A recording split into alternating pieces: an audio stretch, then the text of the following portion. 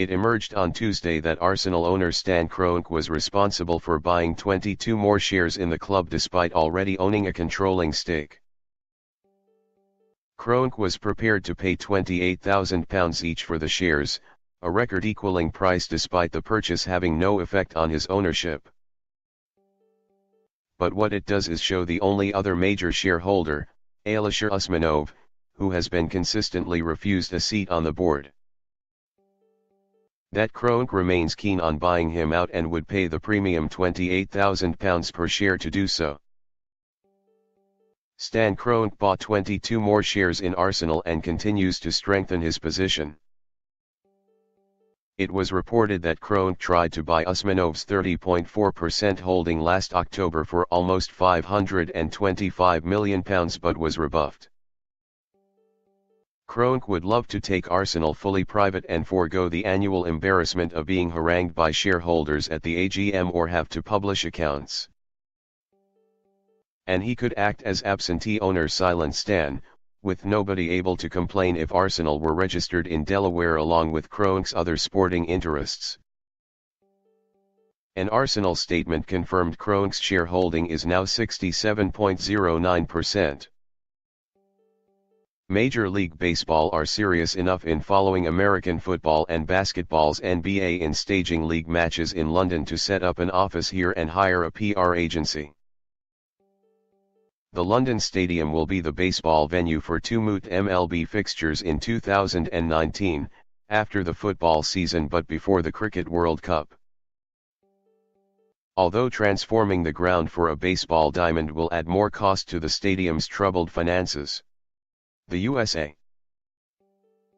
Canada and Mexico kicked off their campaign to host the 2026 World Cup by promising a bid that would be above board in every way ahead of the FIFA Congress vote in June. They also said toxic comments by President Trump about S-hole countries create no more of a problem than the politics of any period with which a bid team have to contend. Sunil Gulti, center, is joined by Canadian CONCACAF President Victor Montagliani, left, and Mexican football President Decio de Maria, right, at the 2026 bid launch, despite having an unblemished record himself. 2026 bid chairman Sunil Gulti did work on CONCACAF business with two of FIFA's biggest crooks, Jack Warner and the late Chuck Blazer. But as for £16,000 Parmigiani watches or other famous FIFA-related gifts, the North American bid leaders didn't even lay on biscuits with the coffee at their London press briefing en route to Lausanne to start lobbying at the UEFA Nations League draw on Wednesday. The perils of social media saw Arsenal upload a video on Tuesday on their website of new signing Henrik Mkhitaryan welcoming their target Pierre Aubameyang, who has yet to leave Borussia Dortmund. Then the club's official Twitter account used the obscene FFS abbreviation to comment on the blunder. Both postings were later deleted and an Arsenal spokesman said, the mistakes were quickly rectified. Pierre-Emerick Aubameyang remains a Borussia Dortmund player as it stands. Such is the love for watching sport in this country that the legions who travel abroad to cheer on England at the Football World Cup follow rugby's British and Irish Lions or join cricket's Barmy Army number in the thousands. However, for the niche interest Winter Games in Pyeongchang, the British Olympic Association have done well to muster around 400 fans, including athletes' friends and family.